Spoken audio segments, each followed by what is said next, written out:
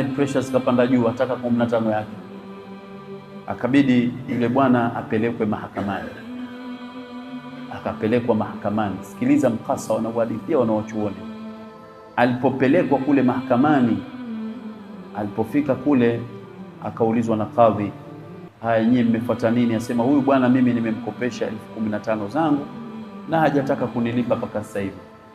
Kawaida siku zote albayinatu ala man idda'a wal yaminu ala man ankara. Je, wewe una ushahidi kama ulimkopesha? Mimi ushahidi bwana, wewe mwenyewe ajua. Wewe bwana ulikopeshwa? Ndio mimi nakiri alinikopesha 15,000 na namdai.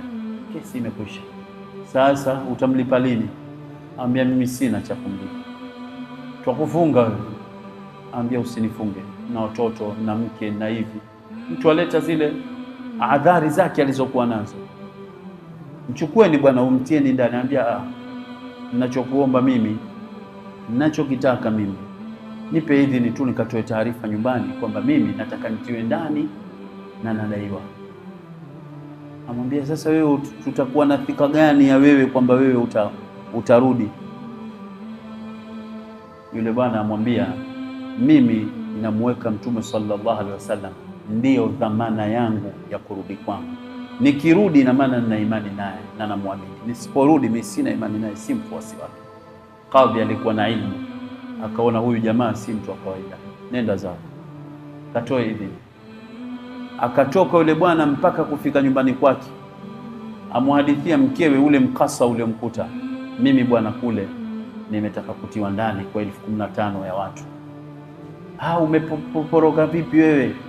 Mbona umeweza kuponyoka? Wenzio hawatoki hapo, umeingia hivi. Ambia nimemweka Mtume sallallahu alaihi wasallam ndiyo dhamana yangu kwa hichi nilichokiondoka nacho. Amwambia mume wangu, angalia wake wema, kama kweli Mtume sallallahu alaihi wasallam umweka dhamana, katia udhu hapa tumsalie. Tia udhu tumsalie. Kweli wale mabwana wakatia udhu, mtu na mkewe, wakamsalia Mtume sallallahu alaihi wasallam kadiri cha kuweza kumsalia. Huo ni uwanja mpana Sheikh, waweza kumsalia mara 1000 msalie, mara 100 msalie, lakini msalie Mtume. Na ukimswalia amini kwamba yafika salamu yako kwamba fulani amekutaja, amekusalia. Lakini hataka imani, haya hataki mambo tu hivi. Ndio maana miongoni mwa nguzo za arkanul iman ni al-imanu bil, kuamini mambo ya ghaibu, imanu billahi wa malaikati wa kutubi. Vitu vyote hivi uvioni, vingine malaika wewe waona, lakini mambo ya imani. Wakati ya udhu wakaanza kumswalia Mtume, wakamswalia mpaka wale wakachukuliwa usingizi pale pale kwenye miswala yao. Yule mume akaota kwenye ndoto, Mtume sallallahu alaihi wasallam amwambia nenda kwa kadhi fulani, kwa wali fulani, gavana fulani, mwambie akupe ilo deni lako lote akulipie wewe, na akikutaka ushahidi kwamba ni mimi, mwambie usiku wa jana alikuwa na kawaida ya dhikri kuniswalia mimi mara 1000. Usiku wa jana alikuwa na shaka, je, amenisalia mara 1000 au amefika 999?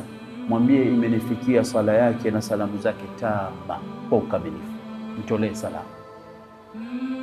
Yule bwana akatoka, akenda, kashtuka, akenda zake mpaka kwa yule wali, akamwambia yule wali, nimekuja bwana, mimi nina madeni na nimeota ndoto hii. Kaambia unadai tu.